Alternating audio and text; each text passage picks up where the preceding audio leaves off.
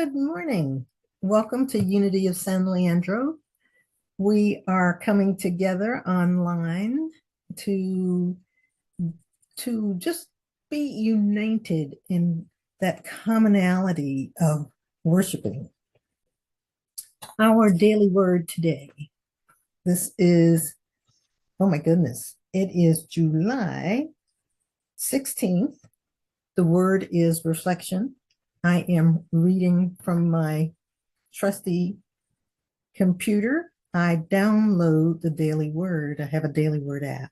It's called Be Unity, if you'd like to have one.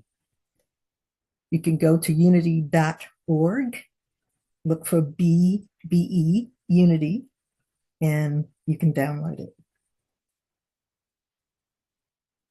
The word is reflection, and the affirmation is I reflect the brilliant light of God. God, the one presence and power in the universe, is expressing through all people, the natural world, and all other aspects of life. If I ever doubt the presence of God, I need only behold the world around me. The light of God is being reflected in the kind words and acts of people, in the beauty and magnificence of nature, and in life's grand rhythms and minuscule movements. I too reflect the brilliance of God. My ideas, dreams, and all I do to make my mark on the world are just some of the ways the divine expresses uniquely as me. Living from my divinity, I bring more of God's light into the world. The scriptures from 2 Corinthians chapter 3, verse 18. And all of us, seeing the glory of the Lord as though reflected in a mirror, are being transformed into the same image from one degree of glory to another. Again, welcome. Unity Church of San Leandro is based in San Leandro, California, and we meet once a month in person and on the first Sunday of the month at 13909 East 14th Street in San Leandro. We're in the San Francisco, Oakland, San Leandro, the Bay Area, and it is a beautiful place. The weather has not been so hot here as it has been in other places. Thank goodness.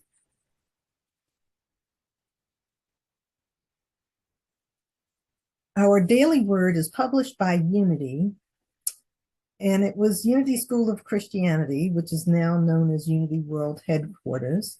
They publish a little magazine that has a message for every day, and it's helpful in our devotional time in the morning or any time of the day. It just really is good. And I thought today I have another reading. This is from the Abundance Book by John Randolph Price. And he has a section here that he calls the truth and the law. He says, number one, your outer world of form and experience is a reflection of your inner world of thoughts and feelings. As above, so below. As within, so without. That is the law. 2, the greater your awareness of the presence of God within you, the more that presence fills your consciousness. That is the law. 3, the deeper your understanding of spirit as the source, substance, and activity of your supply, the more permanently that truth will be etched in your consciousness. That is the law. 4, it is your spiritual consciousness, your knowledge of the presence of God within you as total, complete fulfillment that interprets itself as every form or experience in your world. That is the law. Mary Watkins, you will hear her playing the Lord's Prayer. Yeah.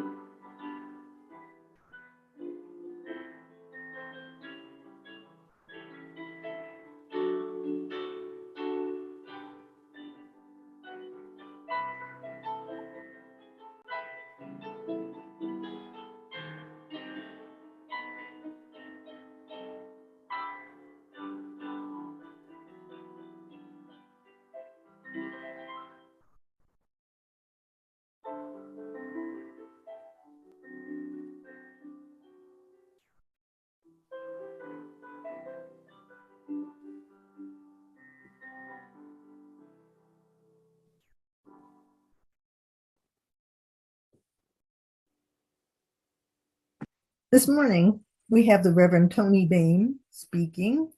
She is our guest speaker today, and we're really glad she's with us.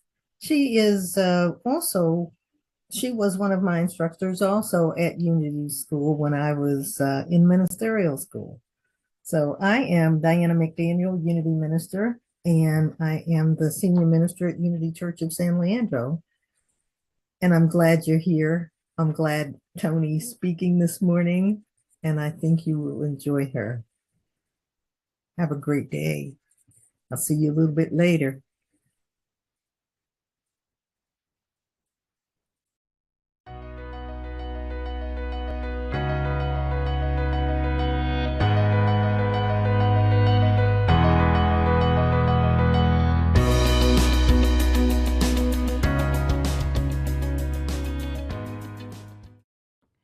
Hi, this is Reverend Toni Baim, and our lesson today is the awe, mystery, and wonder of unity. I'm so excited to share this message with you. Have you ever sat out under the stars at night, just looked up at the sky and wondered what it was all about? As you were laying there looking at this sky, did you get the feeling that you were dancing at the edge of mystery, that you were maybe allowing some greater universal force to move through you, or something like that was moving through you? Even when you didn't even understand what that meant. And then, do you remember the first time you walked into a Unity ministry? Do you remember the first lesson you ever heard? For some people, they began to cry. My first experience was in 1974. I walked in right here at Unity Village to the Activity Center. Sig Paulson was teaching at the lesson. Janie Paulson was doing the meditation. And I remember that I started crying like a baby. And I didn't understand a word Sig was saying. Not a word. But it was so exciting. It felt so right. And then years later, I read an article by Mr. Fillmore. And he says that moment of awe that we feel, and he actually used the word, when we walk into a Unity Center and we have that experience, he said that is the first tap of the mystery of the awakening of the I Am. Just a gentle nudge, he says, but it is that which moves us forward. that invites us to participate in the awakening of our soul. The I Am Homecoming. You know, unity was created as a movement by Spirit through Charles and Myrtle Fillmore. But the Fillmore's clarity, especially Charles, is that unity was based upon first century Christ teachings. And you know, Charles called it Christianity teachings. So people get into these big arguments. Are we Christianity? What kind of Christianity are we? No, we're Christianity. We believe in that movement of spirit because Christ, friends, is an energy. It's a vibration. And that's how we take on that Christ frequency so that we too can be as Jesus Christ. We can be Tony Christ or Diana Christ or Brendolyn Christ, whatever. We have that capacity within us. So first century Christianity, spirit is not dogma. So in 1920, Mr. Fillmore left the New Thought organization over his intentionality to keep the teachings of Jesus. He saw beyond the words and the dogma of Christianity to the mystery and the mysticism that underlies it. He beheld that mystery and awe of metaphysics. He even wrote the whole metaphysical Bible interpretation, which was cutting edge and is still leading edge. And he also saw that there was a blueprint and a mystical message held within the teachings of those Gospels, the teachings that the man named Jesus unfolded to show us the process of soul evolution. Charles Fillmore saw that progressive soul evolution. He saw it as it occurs within us, and he saw the conscious progressive evolutionary spiral that we move through in consciousness. And Myrtle Fillmore said, the spark of the divine lives in each one of us, and it wants to be unfolded. That's part of that coming home when it awakens and we feel it and we sense it. In The Mystery of Genesis, paraphrasing a little bit, Mr. Fillmore says, life is an ever-evolving, ever-progressive upward spiral of conscious evolution. Are you on that spiral? Are you on that spiral of conscious evolution? Because if it is, you are open to change. You are open to new things. You are open to new teachings unfolding within you and around you. Unity through the Fillmores hold Jesus as a master teacher and a way shower. A teacher who Mr. Fillmore says left us a hidden message that we must be spiritually awake enough, we must be spiritually quickened enough in order to hear that message. Mr. Fillmore actually saw a mystical template, a mystical blueprint for the path of the soul's evolution. He saw things like that heaven and hell are not destinations, but that they are part of the movement of how we evolve. In unity, we don't believe in the devil as an entity that's trying to entice us away from God. We see the difference between spirit and what Mr. Fillmore calls the adverse ego. And it's the adverse ego that stirs up everything for us that we end up thinking that we're in hell. But it's actually because we're allowing the adverse ego to leave instead of divine will. You know, Mr. Fillmore says that the adverse ego keeps us stuck in the muck and mire of materiality when we could be soaring in the heavens of spirituality. So we have to know the difference between when we're getting spirit nudges and we're doing ego nags. Learn to differentiate that. That's all part of what Mr. Fillmore calls self-observation. And he says, honest self-observation is the prelude to Christ consciousness.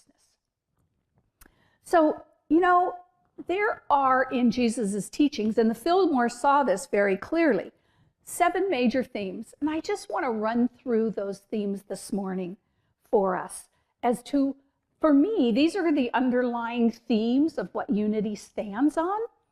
The first, of course, is one presence and one power. One presence and one power. You can call that presence source, you can call it energy, you can call it Buddha, you can call it nirvana, you can call it universal intelligence, whatever you want to call it God. It is one presence, one power. Now here's the key, friends. When you're really living one presence, one power, I ask you, how could anything be against that power? How could there be fear? What is there to be afraid of? 5,000 may fall at your right, 10,000 may fall at your left, but no harm shall come nigh thee, because you know the one presence and the one power.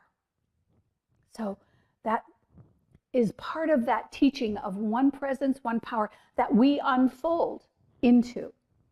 The second teaching is love. Now, we all know love, but I want to add something to this that I believe Mr. Fillmore saw, and it's unconditioned love. Not love as we've been taught by our parents. You do this and I'll love you, darling. You do that and you're a bad girl. No. Unconditioned love. When we live in, there's nothing outside of us, no outside source that can condition us to be good, to be bad, that we can love or not love.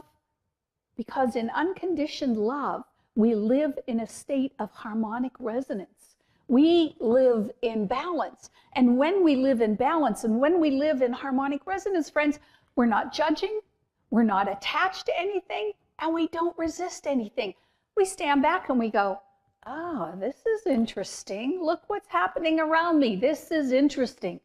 It's a moving into a space of this is interesting versus the judging, attachments, and resistance. So it's a kind of a growing up into what I like to call our soul esteem. That when we understand the truth of who we are as that I am presence, that one power, we move into this space of harmonic resonance. The third teaching is forgiveness. It's an underpinning of the teachings of unity. But you know, Jesus took forgiveness further than anyone else before him had taken it. In the culture and religion of the time, the law was an eye for an eye and a tooth for a tooth. Remember that woman taken in adultery who was sentenced to be stoned according to the law? You know, Jesus, did he go in and pitch a fit? No. Did he go in and say to those guys, you're wrong? No. What did he do? He walked in the midst of the circle. He bent down and he began writing in the dust. I have to ask myself, what was he doing? Well, what I would say from today and what I understand about energy, vibration, and frequency, I think he was pulling all the negativity out of the air, out of the ethers, and he was grounding it. And then when he knew that there had been a transformation of energy, he stood up and he said, let he who is without sin cast the first stone. Did anybody cast the first stone? No. The crowd broke up. The crowd broke up. So that's a huge, huge lesson on forgiveness. Non-judgment, non-attachment, non-resistance. You know, Peter said to Jesus, can't you imagine the disciples? Sometimes they were whiners. How many times, God, Lord, how many times do we have to forgive? And Jesus said 70 times 7. Can you imagine? They went, what? 70 times 7? I don't think so. I'm not sure I can do that. In other words, Jesus is saying, forgive, forgive, forgive. Give love for anything that's happening around you. But what he's really saying is, don't be in resistance. Don't take it personally. Don't take offense in the first place. That's all how we learn to be in forgiveness. Now here's another one, the fourth one. is a great lesson that we are experiencing right here, right now in our world. The fourth lesson that's a major theme in Jesus' teachings, and I believe underpins unity, is equality. Equality. Jesus constantly broke the rules by fully accepting everybody. Can you imagine? He ate with the tax collectors and the sinners. Oh, God forbid that he would see the Christ in them. But he did. And for this, he was considered a traitor. And you know, another thing in regards to equality, women were an integral part of his ministry. There were women who followed him.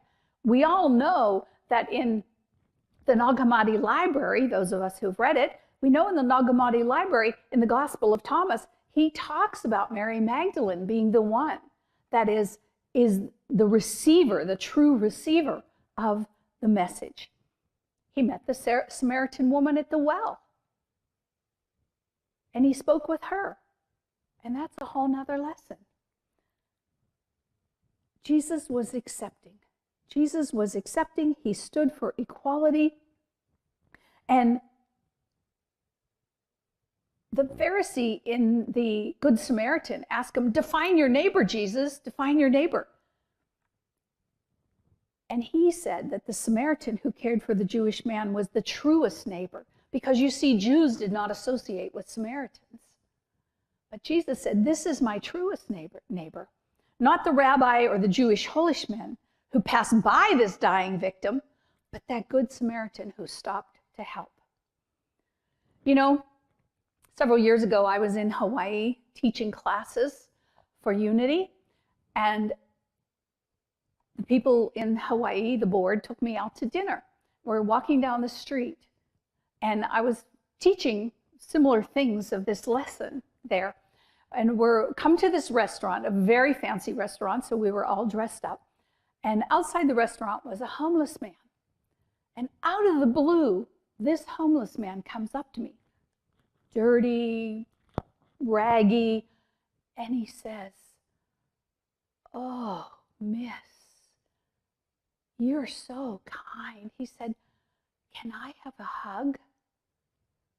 Now I'm all dressed up, ready to go into this restaurant, and suddenly I hear the voice of God say to me, "This too is one of my children." And I grabbed that man into my arms and I gave him such a hug. And he began to weep. And he looked up at me and he said, "Ma'am, I don't know who you are, but nobody has touched me for 20 years because I'm dirty and I'm smelly." And I just looked at him and I said, "You are loved, brother. You are loved." You know, it was a great lesson. I knew it was a choice point moment for me. That was a choice point moment. So if somebody asks you for a hug, you know what? Give it to them. It's not going to cost you anything. Just do it. We're all equal in the eyes of God.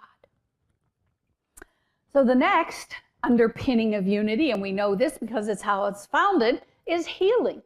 And healing arises out of faith. Jesus' teachings on healing, they were revolutionary. Your faith has made you whole. He says that over and over. Your faith has made you whole. It's not me. Yeah, I carry a vibration. But you were able to tap into that vibration. And you were able to be part of your own healing. It's the modern law of attraction. It's the modern law of intentionality. Jesus was a healer, but you know what? There's been healers for millenniums. It's normal. It's normal, though, for healers to take credit and continue. We have a lot of healers now, but Jesus kept insisting. The difference is, Jesus kept insisting, it is not I. It is not I, but the Christ within. The same Christ we started this talking about. That same Christ is the Christ that does the healing through us. And when we learn that we are a conduit for that I am presence, for that energy. And it is that energy that goes before us to prepare the way and make straight the path and rearrange the matrix of whatever is in front of us according to their faith. Myrtle Fillmore got it, friends. She got it. She sat in that room for nearly, I know, at least a year. She sat in a room with a chair for her and a chair for Jesus, a chair for the Christ. And she read the passages of healing in the Bible over and over and over. Not that she thought Jesus was going to give her something, but until she had the full realization of wholeness, of the perfect pattern of divine life. Charles Fillmore says every cell of our being has substance, life, and intelligence. Let me metaphysically interpret that for you in part of healing. Every cell of your body, right here, right now, there's somebody in pain. There's somebody who really wants to be freed from something. Every cell of your body has substance, the energy, the divine energy that underlies all manifestation. Every cell of your body has life, the perfect pattern. And it knows, it has the intelligence. Every cell, trillions of cells, has the intelligence to take that perfect pattern of life and to change the substance structure of your body. That, friends, is healing. That is healing. Substance, life, and intelligence. And Myrtle got it. And people in Kansas City who had seen how sick she was and then saw that she was whole, they flocked. They flocked to their house. And then eventually they opened the place on 9th and Tracy. And healings happened. Healings happened. These things we do, you can do also. That's the promise. Jesus said, these things I do, you can do also. These things the Fillmores do, you can do also. You can be the place where alchemical transformation happens as you are willing to invite your consciousness, to move your consciousness to new levels of expression and awareness. So just breathe that in. Breathe that in. And if there's something in you that is requiring a healing right now, whatever it is, be it peace of mind, be it healing of your body, be it something in your physical body, just tap into that substance, life, and intelligence. The next one is prosperity, abundance. I like to call it abundance because I think that what we do is that we develop a consciousness of abundance that then demonstrates as prosperity in the outer. But we must take and develop that consciousness of abundance in mind, and then it demonstrates. We must take on an energy, a vibration, a frequency of abundance. So the teachings from Jesus about abundance began to take form in New Thought prosperity teachings. You know, during the time of Jesus, it was thought that, get this, only rich people could have a relationship with God. If you were poor, you were out of luck. So what Jesus kept showing everyone was God is no respecter of person. God is no respecter of person. The sun shines on the rich and the poor. So we have to know that for ourselves. The rain falls on the just and the unjust. He says it's the focus. Jesus said it's the focus you make in your life that makes the difference. How did he say this to us? He said it in the Sermon on the Mount when he said, let your yeses be yes and your noes be no. The more intentional you become, the more you are clear about your yeses and no. Do you believe in the power of healing? Yes or no? Not maybe, could be, well, I tried it. Yes or no? Bring clarity into the space. And the intentionality of your clarity will open magnificent doors for you. Because it is the Father's good pleasure to give you the kingdom. It is the Father's good pleasure to give you the kingdom. That's a promise, friends. It's not an idle promise, but it's a promise we have to take into us as a knowing and then as a realization till it becomes embodied in every fabric and fiber of our being, every level, across all systems and levels of our being. You know, it was only till about 4 centuries after Jesus that poverty became to be seen as a godly quality. It's not what Jesus taught. Jesus taught prosperity and abundance. I mean, Jill, wow, Sermon on the Mount, all the people, 5,000 people up there, what did he do? He fed them with a couple of fishes and some loaves of bread. A wonderful prosperity demonstration. Every healing is a prosperity abundance demonstration. Miracles occur in our lives, friends.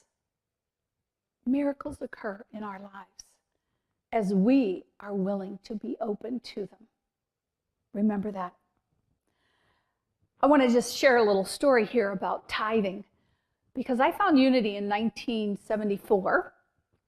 Went to classes under Sig and Janie and all kinds of classes, and loved it. If the doors were open, I was here. But it took me a while to really get this tithing thing. And in 1978, I'm sitting in meditation, and it was Christmas. Around Christmas, I was a single mom, and I heard the words, "It's time to tithe." And I kind of stopped and went, "What?" I heard it again, "It's time to tithe." And it was kind of like, you can't be talking to me. It's Christmas. It's Christmas. And then when I heard it the third time, I said, okay, all right, if it's time to tithe. So when I got my paycheck, the first thing I did was write out that tithe check to Unity. I was like, okay, God, this is your money. This is yours. I don't have anything to do with it, but I know that it is Father's good pleasure to give you the kingdom. I know it to the core of my being. I believe it. Help thou my unbelief. And do you know, within 3 months, I had over $15,000 come to me from a life insurance policy. 3 months later, it so freed up and gave me a sense of freedom, but I haven't stopped tithing and giving since then. In fact, I believe you cannot outgive God. I believe it with every ounce of my being, every ounce. And then the last piece, the last one that I want to speak to, I call it the mystery, but it's really about prayer. It's about meditation. It's about being willing to dance at the edge of mystery, because all of those things lead you to faith, to trust, to be willing to not know. One of our greatest holdbacks is we think we have to know everything and we have to have it so precisely. And if we don't know, we're fearful of not knowing. But true surrender, true humility comes when we're willing to dance at the edge of mystery and to say, I don't know, but God's will knows. And I'm willing to allow God's will to lead and to be that. But you got to do your prayer work. You got to do your meditation. You got to have that prayed up sense of within you. And then you will be led through conscious action as to what to do next. You know, it's mysterious in the ways that the energy of that Christ vibration, that Christ frequency moves through us.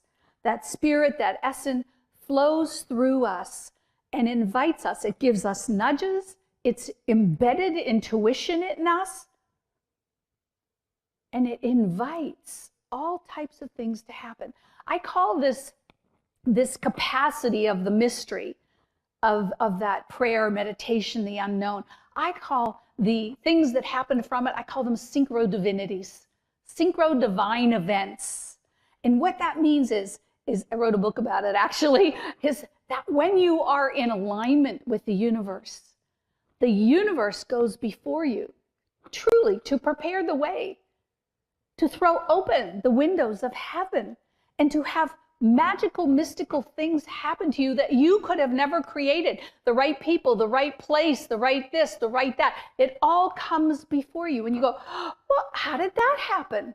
How did that happen? It happened because you were in alignment. It happened because you gave up judgment, because you gave up attachment, because you gave up resistance, and you became a coherent field of energy for the Christ consciousness to move through, to act through, to teach through in that moment. Fillmore says, right use or wrong use, the law works. I want you to breathe that in for me. Right use or wrong use, the law works. Look around you and you'll see how the law is working in your life. It is spirit that animates the physical matter that we are. You are nothing without spirit. I want you to get that. You are nothing without spirit. It is spirit that animates this physical body so that you may have a soul evolution experience. There's nothing you're doing about it. I don't care whatever you think. Oh, I'm going to eat right. I'm going to do this. I'm going to do that. If spirit says it's over, it's over. There's nothing you can do about it. But you be present to what your intuitive guidance is, and you follow that guidance. And another part of mystery is another book I wrote. It's called Conscious Neutrality. The mystery of taking on a higher dimensional awareness of being able to be the presence and the state of all is well, regardless of what's going on around you, without being rocked and moved. We have to practice it every day, but it works. It works. So, in closing, I want to give a quote from Emerson. We see the universe as solid. God sees it as liquid law. I'll say that again. We see the universe as solid. God sees it as liquid law. And Ephesians 3:5 says, this mystery was never disclosed to human beings in past generations, as it has now been revealed to his holy apostles and prophets by the Holy Spirit. You see, Jesus ushered in an era of mystery, awe, and wonder. He supported his disciples in discovering that same thing. So, first century Christianity, Jesus' teachings, Christianity and Jesus' teachings support conscious evolution through the practical application of one presence, one power, prosperity, forgiveness, equality, and all of the other things that we talked about. So, as an action item for this week, I invite you to choose one of the teachings we talked about today and just focus on it for 1 week. See the healing in all you meet. See the Christ in all you meet. Love unconditionally in all you meet. Be interested in something more interesting than what appears to be happening in front of you. Practice seeing the presence. Practice being the presence. Practice being that living example. And you will see a change in your life like that. God bless you all. Thank you.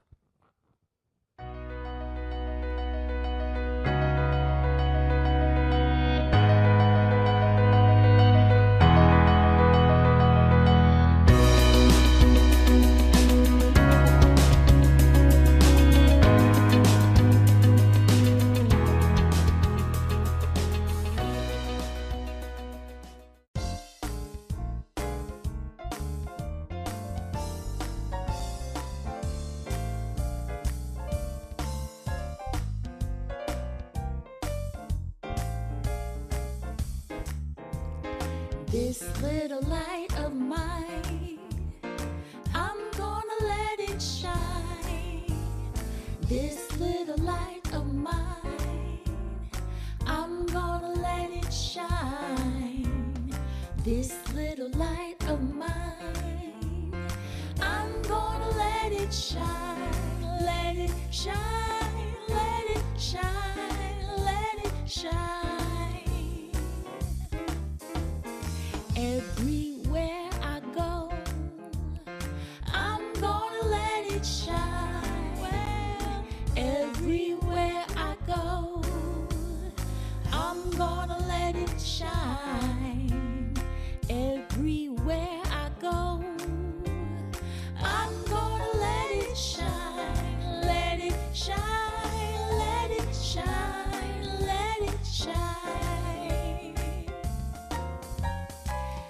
Even in my home, well, I'm gonna let it shine. Even in my home, yeah, I'm gonna let it shine. Even in my home, I'm gonna let it shine, let it shine, let it shine, let it shine. This little light of mine, I'm gonna let it shine. This little light of mine, I'm gonna let it shine. This little light of mine, well, I'm gonna let it shine, let it shine, let it shine, let it shine. This little light of mine, I'm gonna let it shine. This little light of mine, I'm gonna let it shine. This little light of mine, I'm gonna let it shine, let it shine, let it shine, let it shine. Let it shine, let it shine, let it shine. Let it shine, let it shine, let it shine.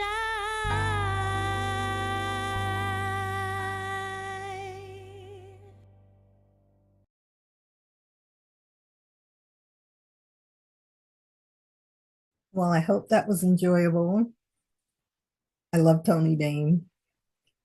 And so I give thanks that she was with us today.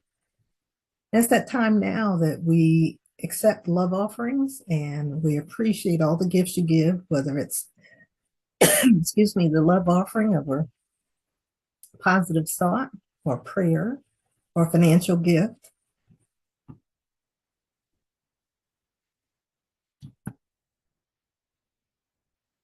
And I invite you to hold your pockets or your wallets, your pocketbooks, and just be in that mindset of knowing there's no lack or limitation in your life.